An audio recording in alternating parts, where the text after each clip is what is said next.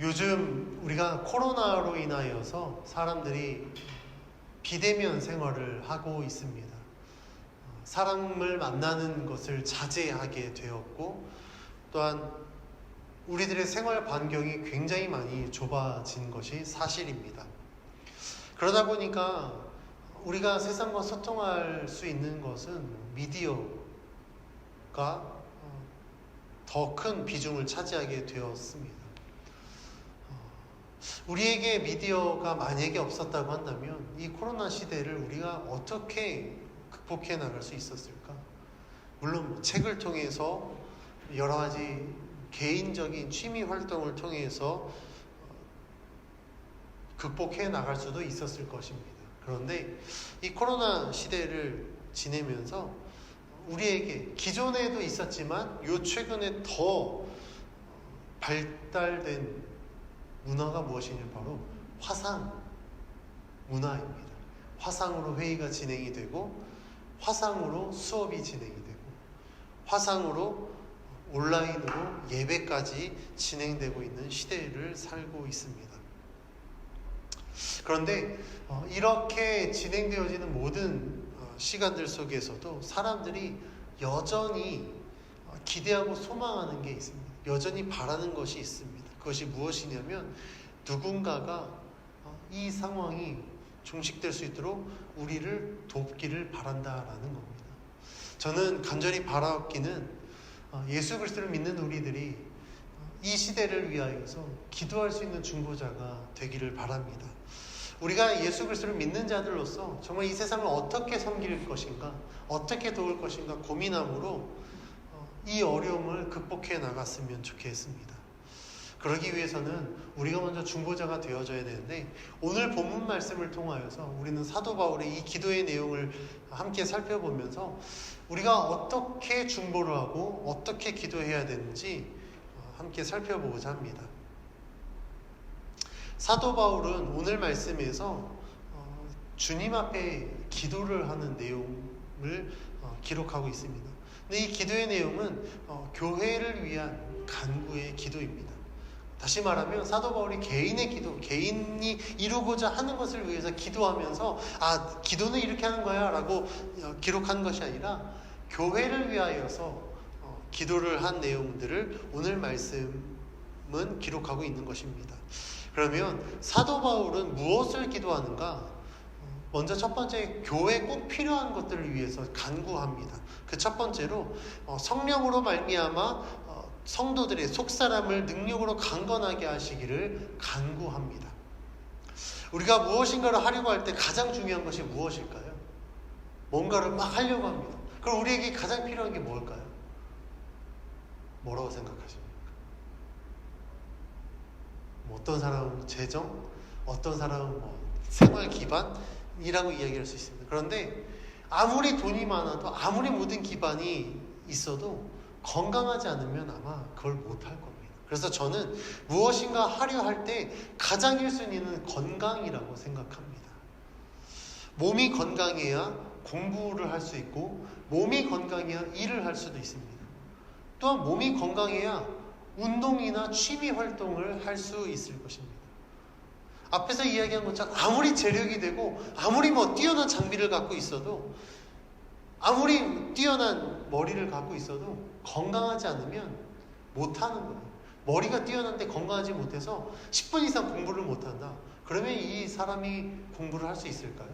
절대 그렇지 못합니다. 최고의 장비를 갖고 있는 운동선수가 있습니다. 근데 건강하지 않아요. 그러면 이 운동선수가 과연 선수로서 활동을 할 수 있을까? 그렇지 않을 겁니다. 우리가 무엇인가를 할 때 가장 기본적인 요소는 건강입니다. 건강하지 않으면 원하는 것을 하는데 분명히 한계가 있습니다. 사도 바울은 교회가 맡겨진 사명을 감당해야 할 때에 가장 중요하게 생각하는 것, 바로 이 건강함입니다. 근데 여기에서 말하는 건강함은 육적인 건강함이 아니라 영적인 건강함을 이야기합니다. 교회가 영적으로 건강할 때 교회는 비로소 맡겨진 사명을 감당할 수 있습니다. 그 이유는 속사람이 건강해야만 우리는 하나님을 만날 수 있고 하나님을 바라볼 수 있습니다. 속사람이 건강하다라는 것은 하나님의 뜻대로 살아가는 성도로서 준비가 되었다라는 것을 의미합니다.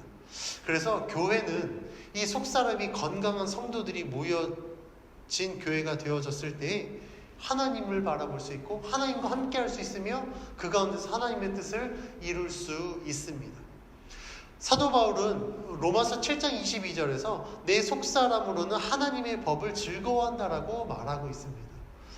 이것이 의미하는 것은 비록 겉사람은 죄의 법에 사로잡혀 있지만 그 속사람은 늘 하나님의 법을 즐거워하기 때문에 육적으로 짓는 죄의 법을 이겨낼 수 있다는 것을 강조하는 믿음의 표현인 것입니다. 그래서 우리가 어떻습니까? 예수 그리스도를 믿고서 우리가 막 다 모든 죄 가운데 자유하여서 죄를 멀리하고 정말 하나님으로 말미암아 살아가고 있습니까? 아마 그런 사람은 제가 단언컨대 단 한 사람도 없습니다. 우리는 죄인이기 때문에 늘 죄를 지을 수밖에 없습니다. 그러면 예수 믿는 사람과 믿지 않는 사람의 차이는 무엇입니까? 다 똑같이 죄를 짓는데 무슨 차이가 있을까? 예수 믿지 않는 자들은 그 속사람이 건강하지 않습니다. 그래서 죄를 지어도 양심의 가책을 잘 못 느낍니다. 다시 말하면 죄를 사랑하고 그 죄를 쫓아갑니다. 그런데 예수 믿는 사람들은 비록 죄를 짓습니다. 안 짓는 게 제일 좋겠지만 우리도 사람이기에 죄를 짓습니다. 근데 예수 믿는 사람들의 가장 큰 차이점은 무엇이냐면 죄를 멀리하려고 무단 노력한다라는 겁니다. 그러니까 10번의 유혹 중에 한 7, 8번은 이겨낼 수 있는 힘을 갖고 있다는 겁니다. 왜냐하면 그 속사람이 하나님의 뜻을 구하기 때문에 그렇습니다. 설령 죄를 짓는다고 할지라도 그 속사람이 이 죄 가운데 있는 것을 견디지 못하여서 우리의 죄를 하나님 앞에 회개함으로 말미암아 하나님의 거룩한 백성으로 거듭나게 됩니다. 이처럼 우리들의 속사람이 건강할 때 우리는 죄를 멀리할 수 있습니다. 죄를 지어도 회개할 수 있습니다. 인간의 속사람이 건강해야 되는 이유가 바로 여기에 있습니다. 우리의 속사람이 건강하다라는 것은 보혜사 성령께서 우리 안에 내주하신다라는 것을 의미하고 성령께서 우리 안에 계실 때 우리들의 삶이 변화되어집니다. 그래서 로마서 12장 2절 말씀은 이렇게 이야기합니다. 제가 봉독해 드리겠습니다. 너희는 이 세대를 본받지 말고 오직 마음을 새롭게 함으로 변화를 받아 하나님의 선하시고 기뻐하시고 온전하신 뜻이 무엇인지 분별하도록 하라. 아멘. 우리의 마음이 어떻게 해요? 새롭게 함으로 변화를 받으면 우리는 우리의 속사람이 건강하여져서 하나님의 뜻을 분별할 수 있다라는 겁니다. 그래서 우리의 속사람이 건강해야 되고 사도 바울은 이것을 위해서 기도하며 중보하는 것입니다. 교회라고 모였는데 성도라고 모였는데 속사람이 건강하지 않아서 하나님의 뜻을 전혀 모른다. 그러면 과연 교회로서 성도로서 맡겨진 사명을 감당할 수 있을까요? 그렇지 않을 겁니다. 그래서 사도는 교회가 교회의 역할들을 감당하기 위해서 그 속사람이 강건하기를 기도하는 것입니다. 두 번째 기도는요, 믿음으로 말미암아 그리스도께서 교회의 마음에 계시기를 간구합니다. 성령의 인도하심을 받는 사람의 첫 번째 단계가 마음의 변화라고 한다면 그 변화의 결과는 그 마음속에 예수 그리스도를 모시는 것입니다. 다시 말하면 예수 그리스도의 복음으로 말미암아 주님을 내 마음에 모셔서 주님이 내 삶의 주인 되는 삶을 사는 것을 의미합니다. 만약에 우리가 예수 그리스도의 복음을 믿지 않는다고 한다면 성령께서는 우리 안에 내주하실 수 없을 겁니다. 그래서 예수 그리스도의 복음을 믿는 자, 곧 그리스도께서 그 마음에 계시는 자는 성령이 그 안에 내주하시고 성령으로 말미암아 하나님의 뜻을 깨닫고 하나님의 뜻 가운데 거할 수 있습니다. 그리고 하나님께 순종할 수 있습니다. 이러한 원리에 대하여서 빌립보서 2장 5절에서 8절 말씀은 다음과 같이 이야기합니다. 제가 봉독해 드리겠습니다. 너희 안에 이 마음을 품으라. 곧 그리스도 예수의 마음이니 그는 근본 하나님의 본체시나 하나님과 동등됨을 취할 것으로 여기지 아니하시고 오히려 자기를 비워 종의 형체를 가지사 사람들과 같이 되셨고 사람의 모양으로 나타나사 자기를 낮추시고 죽기까지 복종하셨으니 곧 십자가에 죽으심이라. 아멘. 예수님은 하나님의 구원을 이루기 위하여서 자기 자신을 낮추시고 죽기까지 복종하셨습니다. 하나님의 뜻을 이루기 위해서 필요한 것은 자신을 낮추는 것, 곧 하나님께 대한 순종입니다. 만약에 내가 내 자신의 것을 주장하고 하나님의 뜻을 전혀 행하지 못한다면 우리는 하나님 앞에 절대 순종하는 삶을 살 수가 없습니다. 그런데 그리스도께서 우리 마음에 계신다고 한다면 그리스도의 그 마음을 우리도 품을 수 있다라는 겁니다. 그래서 빌립보서 말씀에서 이렇게 권면하는 것입니다. 너희는 이 마음을 품으라. 그리스도 예수의 마음이니. 그 예수 그리스도의 마음은 자신의 뜻보다 하나님의 뜻에 순종하는 마음입니다. 나 자신을 드러내서 교만함으로 남을 막 무시하고 자기 자신만을 드러내는 마음이 아니라 겸손한 마음이다라는 겁니다. 내 이익만을 취하는 것이 아니라 희생할 수 있는 마음, 그것이 그리스도의 마음입니다. 그러면 우리가 예수 그리스도를 믿는 이 교회가 예수 그리스도를 우리 마음에 모셨을 때 우리 속에 이런 마음이 있어야 된다는 겁니다. 나 자신을 낮출 수 있는 겸손함, 그리고 남을 섬길 수 있는 희생의 정신, 또 하나님 말씀에 순종할 수 있는 그 순종의 마음이 있을 때에 우리들은 진정한 성도로서 살아갈 수 있습니다. 사도는 이러한 것을 위하여서 하나님 앞에 기도하는 것입니다. 그러면 예수 그리스도로 말미암아 하나님의 뜻에 순종하는 교회, 그 교회에 나타나는 변화들이 있는데 그 변화들에 대해서 함께 살펴보고자 합니다. 먼저 첫 번째는 넘치는 그리스도의 사랑을 알아서 그 넓이와 길이와 높이와 깊이가 어느 정도인지 깨닫습니다. 우리가 하나님의 사랑에 대해서 이야기할 때 찬송가의 가사처럼 하늘을 두루마리 삼고 바다를 먹물 삼아도 그 크신 사랑을 다 우리는 기록할 수 없다라고 표현합니다. 하나님의 사랑이 도대체 얼마만큼일까? 여러분들은 고민해 보셨습니까? 그 사랑의 넓이와 깊이에 대해서 한번 생각해 보셨습니까? 저는 독생자를 아끼지 않으셨다. 사실 그 전에는 잘 몰랐습니다.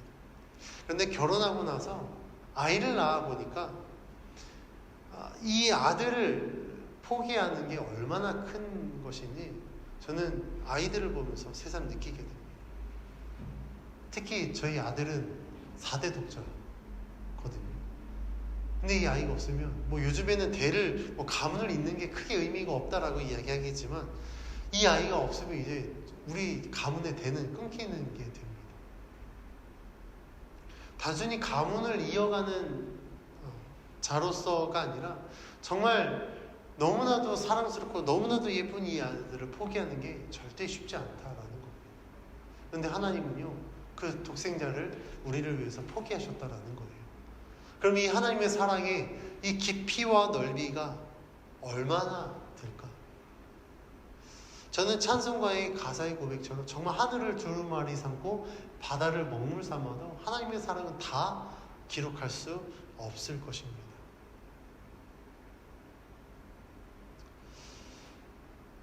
그래서 우리가 이 하나님의 사랑, 예수 그리스도의 사랑을 알기 위해서 어떻게 해야 될까? 에베소서 3장 17절에서 이렇게 이야기합니다. 에베소서 3장 17절 같이 한번 봉독합니다. 시작. 믿음으로 말미암아 그리스도께서 너희 마음에 계시게 하시었고 너희가 사랑 가운데서 뿌리가 박히고 터가 굳어져서. 아멘. 본문에서 언급한 것 같이 믿음으로 말미암아 그리스도께서 교회 마음에 계신다. 그리고 예수님의 사랑 가운데 그 뿌리가, 삶의 뿌리가 박히고 터가 굳어져서 예수 그리스도의 사랑을 알 수 있게 된다는 겁니다. 그러면 우리가 예수 그리스도의 사랑을 알기 위해서 가장 중요한 것은 우리의 믿음에 뿌리, 우리의 삶의 뿌리가 그리스도 사랑 가운데서 박히고 터가 굳어져야만 우리는 하나님의 사랑을 알 수 있다는 겁니다. 만약에 우리의 뿌리가 세상 가운데 박히고 세상에서 터가 굳어졌다, 그러면 우리는 절대 하나님의 사랑을 알 수가 없습니다. 이것은 당연한 원리겠죠. 예수 그리스도가 없이 우리가 하나님을 알 수 없는 것은 당연한 원리입니다. 그래서 우리는 예수 그리스도 안에서 그 삶의 뿌리가 박히고 터가 굳어졌을 때 어떠한 유혹과 시험이 와도 우리는 흔들리지 않고 믿음으로 말미암아 승리할 수 있게 됩니다. 예수 그리스도의 사랑을 아는 자는 그 사랑이 결코 쉽지 않고 가볍지 않음을 분명히 알 수 있습니다. 왜냐하면 누구도 남을 위하여서 자기 목숨을 쉽게 내놓을 수 없기 때문에 그렇습니다. 만약에 여러분들이 남을 위하여서, 남을 구하기 위해서 여러분들의 목숨을 내놓을 자신이 있으십니까? 그럴 수 있다라고 대답하는 분이 있을 수 있겠습니다. 그런데 이거는 절대 일반적이지 않습니다. 쉽지 않는 일입니다. 그런데 하물며 남의 죄를 위해서 자신이 그 죄를 책임하기 위해서 목숨을 내어놓는 것, 더더욱 어려운 일일 겁니다. 예를 들면 사형수가 있는데 이 사람의 죄값은 사형입니다. 근데 이 사람을 살리고자 내가 대신 죽겠습니다 라고 말할 수 있는 사람, 그의 부모가 아닌 이상 쉽지 않을 것입니다. 그런데 예수 그리스도께서는 인류의 구원을 위해 하나님의 뜻을 이루기 위해 자신을 철저하게 버리셨습니다. 그래서 우리는 예수님의 십자가로 말미암아 구원을 받게 되었습니다. 우리가 이 사랑을 어찌 모르고 구원을 받는 자라고 이야기할 수 있겠습니까? 우리는 믿음으로 말미암아 이 십자가를 통하여서 우리를 구원해 주신 예수 그리스도의 사랑을 우리는 알게 됩니다. 그러면 우리가 이 사랑을 알게 되었을 때 비로소 우리는 예수님의 사역에 동참할 수 있습니다. 그것은 앞에서 이야기한 것 같이 예수 그리스도의 마음을 우리가 본받았을 때 우리는 섬길 수도 있고 희생할 수도 있고 사랑할 수도 있고 용서할 수도 있다라는 겁니다. 만약에 예수 그리스도의 사랑을 알지 못한다면 절대 이러한 사역들은 감당할 수 없을 것입니다. 그래서 사도 바울은 이 교회가 하나님의 사역을 감당하기 위하여서 하나님의 사랑이 얼마나 넓고 길고 높고 깊은지 알 수 있도록 기도하는 가운데 있는 것입니다. 두 번째, 하나님이 어떤 분이신지 그분의 실제를 알게 됩니다. 예수 그리스도의 사랑을 알게 된 교회는 교회를 위해 일하시는 하나님의 실제를 알게 됩니다. 우리가 하나님을 믿을 때 뜻밖의 일들을 보면 세상은 우연의 일치라고 이야기합니다. 그런데 예수 믿는 우리들에게서는요, 우연이라는 건 단 한순간도 없습니다. 우리에게 모든 것은 다 필연입니다. 그러면 무엇으로 인한 필연일까요? 그것은 하나님의 역사하심으로 말미암은 필연입니다. 우리가 어떤 일들을 감당할 때 도저히 될 수 없는 상황에서 뭔가 이루어졌다. 이걸 어떻게 설명할 수 있겠냐는 겁니다. 저를 예를 들면 제가 개척을 했습니다. 저는 개척한 이 모든 이야기들을 저는 언제든지 간증할 수 있습니다. 제가 개척한 것은요, 이거는 도저히 하나님의 역사가 있지 않고서는 불가능한 일이었습니다. 우연으로 이곳 전혀 연고가 없는 마산동에다가 개척을 할 수 있었을까? 불가능한 일입니다. 근데 하나님의 뜻과 계획하심이 있어서 이곳에 교회를 개척하게 되었습니다. 개척의 과정들마다 정말 제가 생각하는 것 이상으로 역사하시는 하나님을 통하여서 저는 다시 한번, 그전에도 믿었지만 다시 한번 하나님의 살아계심을 경험하였습니다. 그래서 사도 바울은 이런 하나님의 실제에 대해서 3장 20절에 다음과 같이 이야기합니다. 같이 읽습니다. 시작. 우리 가운데서 역사하시는 능력대로 우리가 구하거나 생각하는 모든 것에 더 넘치도록 능히 하실 이에게. 하나님에 대해서 뭐라고 이야기합니까? 역사하신 능력대로 우리가 구하거나 생각하는 모든 것에 더 넘치도록 능히 하실 분이다 라고 이야기를 합니다. 내가 이마만큼을 기도했는데 하나님은 그 하나님의 뜻을 이루기 위해서 이마만큼을 채워주신다라는 거예요. 내가 능력이 있어서 이마만큼을 채우는가? 그렇지 않다라는 겁니다. 제가 개척 이야기를 했지만 코로나가 올 연초에 발발했죠. 사실 그때는 지금처럼 심각하지는 않았습니다. 그런데 코로나가 계속해서 심각해지면서 주변에서 저에게 개척을 미루는 게 어떻겠느냐라는 권면을 많이 했습니다. 제가 고민 안 한 게 아니었었습니다. 사실 저도 고민했었습니다. 개척을 미뤄야 되나? 그런데 개척을 준비하는 과정 가운데 하나님이 이것 하나 둘씩 채워져 가는 것을 경험하게 하셨습니다. 가장 먼저 이 앞에 있는 강대상을 누리는 교회를 통하여서 강대상을 채워주셨고, 의자를 채워주시고, 여기저기서 헌금을 보내주셔서 인테리어 공사도 하고 이것저것 기물들을 준비하게 하셨습니다. 만약에 그런 것들이 없었으면 저는 개척 미뤘을 겁니다. 아직 하나님의 때가 아닌가 보구나. 그런데 하나님께서 계속해서 그런 것들을 채워주시는데 제가 어찌 이런 것들을 다 받아놓고 개척을 안 할 수 있겠습니까? 그렇게 말씀하시는 분들에게 제가 감히 말씀드렸습니다. 이 개척은 하나님이 작년부터 저에게 응답해 주신 것이었습니다. 작년부터 하나님이 기도를 준비하게 하셨습니다. 그런데 코로나 상황이 아니라고 해서 우리 교회 성도들이 물밀듯이 밀려온다는 보장이 있었던 것도 아니었고, 코로나 상황이 아니라고 해서 엄청난 헌금이 모아져서 풍성하게 뭔가를 준비할 수 있는 상황도 아니었었습니다. 그래서 제가 하나님께 받은 마음 그대로 그런 목사님들께 말씀드렸습니다. 하나님이 책임지시겠죠. 코로나와 상관없이 역사하시는 분이시니까 하나님이 이 상황 가운데 개척하면 하나님이 어떻게 역사하신지 보여주시겠죠 라는 믿음의 고백으로 개척을 하였습니다. 그렇게 했더니 20절 말씀에서 이야기한 것처럼 제가 구하고 생각하고 계획한 것보다 하나님이 더 넘치도록 채워주셨습니다. 이거 분명한 사실입니다. 제가 기대하는 것은 앞으로도 하나님께서 그렇게 역사하실 줄 믿기에 저는 이 개척 사역을 감당하고 있습니다.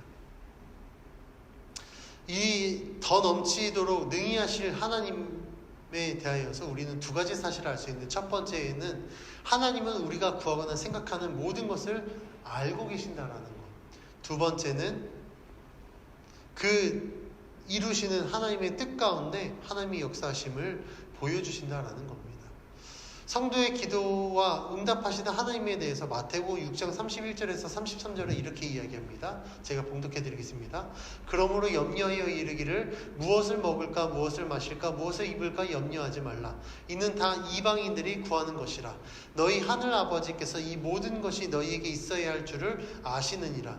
그런즉 너희는 먼저 그의 나라와 그의 의를 구하라. 그리하면 이 모든 것을 너희에게 더하시리라. 아멘. 하나님께서는 우리가 기도로 간구할 때 이미 우리들의 필요를 알고 계신다라는 겁니다. 어떤 생각으로 무엇을 구하는지 다 알고 계시기 때문에 우리가 기도하는 기도에 응답하실 수 있다라는 거예요. 에베소서와 마태복음에서 강조하는 것은 기도를 들어주시는 하나님께서 넘치도록 더하시는 분이다라고 표현하고 있습니다. 그러니까 우리가 구하는 것을 아시기 때문에 우리의 필요를 더 넘치도록 채워주셔서 우리가 기도하는 것 이상으로 하나님은 채우시는 분이십니다. 우리가 이러한 하나님에 대해서 알고 있다면 교회는 전적으로 하나님을 신뢰할 것입니다. 어떤 어려운 상황 가운데 있을지라도 낙심하지 않고 넘어지지 않습니다. 아무리 필요한 것이 있어도 그 필요를 채우기 위해서 세상을 의지하지 않을 것입니다. 왜 그럴까요? 세상은 우리들이 필요한 만큼 채워줄 수 있습니다. 그런데 어떨 때는요, 필요한 만큼도 못 채울 때가 다반사입니다. 그런데 하나님은 어떻습니까? 우리가 필요한 것 이상으로 차고 넘치도록 채우시던 하나님이다라고 한다면 세상과 하나님 누구를 택하겠냐는 겁니다. 여러분들은 누구를 택하시겠습니까? 저는 제 삶 속에 하도 넘치도록 채우시는 하나님의 은혜를 많이 경험해서 저는 세상보다 당연히 하나님을 신뢰할 것입니다. 이렇게 하나님의 실제를 알고 하나님을 믿고 신뢰하는 성도와 교회가 건강한 교회, 건강한 성도가 될 수 있습니다. 오늘 본문에서 사도 바울의 기도는 하나님의 뜻을 이루기 위한 기도였습니다. 하나님의 뜻을 이루기 위해서 교회가 어떻게 세워져야 되는가, 교회가 무엇을 해야 되는가, 그 교회가 하나님의 뜻을 이루기 위해서 필요한 것이 무엇인가를 알고 중보하는 기도의 내용이었습니다. 하나님의 뜻에 따라 순종하는 것 참 원리는 쉽습니다. 그런데 이것을 실행하는 것은 절대 쉬운 일이 아닙니다. 왜냐하면 우리가 하나님의 뜻을 알지만 사실 내 욕심이 앞서게 되고 내가 희생하고 손해보는 게 너무나도 싫어서 하나님의 뜻을 알면서도 순종하지 못할 때가 참 많이 있기 때문에 그렇습니다. 그런데 이럴 때 우리들에게 필요한 것은 바로 예수 그리스도의 마음입니다. 그 십자가가 힘들고 어려운 걸 알지만 내 뜻대로 하지 마시고 아버지 뜻대로 해달라고 기도했던 그 예수님의 마음을 우리가 품는다면 우리는 하나님의 뜻을 이루는 거룩한 성도가 될 줄 믿습니다. 우리가 이렇게 하나님의 뜻에 순종하기를 원하지만 교회가 처한 상황 결코 순탄하지 않습니다. 하나님의 뜻을 따르기를 원하지만 언제나 유혹과 시련에 맞닥뜨려집니다. 그로 인해 죄를 짓게 되고 죄의 자리에서 넘어지게 됩니다. 뿐만 아니라 우리가 지금 처한 상황처럼 전혀 생각지도 않은 이 코로나 위기로 인하여서 교회를 중심으로 확산세가 멈추지 않자 교회는 그렇게 자유롭게 예배드렸던 예배조차도 이제는 자유롭게 드릴 수 없는 상황에 놓여져 있습니다. 그냥 예배를 못 드리는 것으로 끝나는 것이 아니라 교회는 지금 세상으로부터 온갖 비난과 질타를 받고 있습니다. 과연 이런 교회가 하나님의 복음을 증거할 수 있을까? 지금의 모습으로서 당연히 아니요라고 대답할 수밖에 없을 것입니다. 그러나 교회가 본질을 잃어버린 채 이렇게 외형만 남아서 세상으로부터 비난과 질타를 받는다면 이 세상은 누가 구원하고 이 세상 가운데 누가 진리를 선포할 수 있겠습니까? 하나님은 이 세상을 구원하기 위해서 예수 그리스도를 보내주셨습니다. 그 예수 그리스도를 통한 복음의 사역을 이어가게 하기 위하여서 교회를 세우셨습니다. 그래서 우리 교회는 다시 한번 본질을 회복해야 됩니다. 사도 바울은 교회가 변질되지 않기 위해서 다시 한번 교회 안에 예수 그리스도의 사랑과 그 사랑으로 이루신 하나님의 구원을 확증하기 위하여서 하나님 앞에 기도하며 간구하였습니다. 이 기도는 사도 바울이어서 가능한 것이 아니라 하나님을 진심으로 사랑하고 순종하는 자였기 때문에 가능했습니다. 그렇다고 한다면 지금 이 시대에도 교회를 위한 기도가 반드시 필요합니다. 누가 그 기도를 할 수 있겠습니까? 사도 바울이 다시 살아나서 기도할 수 있겠습니까? 그렇지 않습니다. 이러한 기도는 지금 우리가 해야 됩니다. 하나님을 믿는 자라면, 예수 그리스도의 사랑을 아는 자라면, 하나님의 살아계심을 믿는 자라면 우리가 교회의 본질을 회복하기 위해서 기도해야 될 줄 믿습니다. 하나님은 지금도 분명히 살아계셔서 역사하고 계십니다. 우리에게, 우리 교회에게 무엇이 필요한지, 이 시대를 위해서 우리가 어떻게 살아가야 될지, 어떤 사역들을 감당해야 될지 하나님은 알고 계신다라는 겁니다. 코로나 악재로 인해서 많은 어려움을 겪고 있습니다. 우리의 삶의 환경도 많이 바뀌었습니다. 마스크를 착용하지 않으면 도저히 생활할 수 없는 삶을 살고 있습니다. 사람들을 자유롭게 만날 수도 없고 원하는 곳을 마음대로 갈 수도 없습니다. 삶의 환경이 이렇다 보니 사람들은 마음의 여유를 잃었습니다. 삶의 소망도 잃어버렸습니다. 이런 지친 일상을 살아가고 있는 사람들에게 예수 믿는 우리가, 예수 그리스도가 소망이 될 수 있다라는 이 말, 복음을 전해야 되지 않을까요? 그 일들을 위해서 우리가 다시 한번 우리들의 삶의 예배를 회복하고 교회의 본질을 회복하여서 하나님 앞에 쓰임받는 자가 되어져야 될 줄 믿습니다. 비대면으로 해야 되기 때문에 참으로 어렵습니다. 그러나 우리가 영적인 하나님께서 역사하신다면 반드시 대면이 아닐지라도 비대면 가운데 하나님의 복음의 능력은 증거될 줄 믿습니다. 사랑하는 성도 여러분, 우리는 코로나19로 인해서 힘든 시기를 보내고 있지만 하나님의 도우심으로 이 모든 어려움을 극복해 나갈 수 있도록 기도의 사명을 맡은 자들입니다. 우리가 지치지 않고 힘을 내야 됩니다. 반드시 이겨낼 수 있도록 하나님 앞에 기도해야 될 줄 믿습니다. 하나님은 그런 우리의 기도를 들으시고 역사하실 줄 믿습니다. 그래서 코로나 사태가 종식되었을 때 그렇게 기도하였던 우리들을 통하여서 하나님의 영광 받으실 것이며, 교회는 세상으로부터 칭송을 받을 것이고, 복음의 능력은 이 세상 가운데 증거될 줄 믿습니다. 저는 이 말씀을 선포하면서 저부터 이 일에 동참하겠다라고 믿음으로 결단합니다. 이 설교를 듣는 모두가 함께 이 일에 동참하기를 간절히 축원합니다. 우리의 기도가 필요한 때입니다. 복음의 능력이 필요할 때입니다. 하나님의 역사심이 필요할 때입니다. 하나님이 그렇게 일하실 수 있도록 기도하며 정말 이 모든 어려움들을 극복해 나가는 우리 모두가 되길 주님의 이름으로 축원합니다.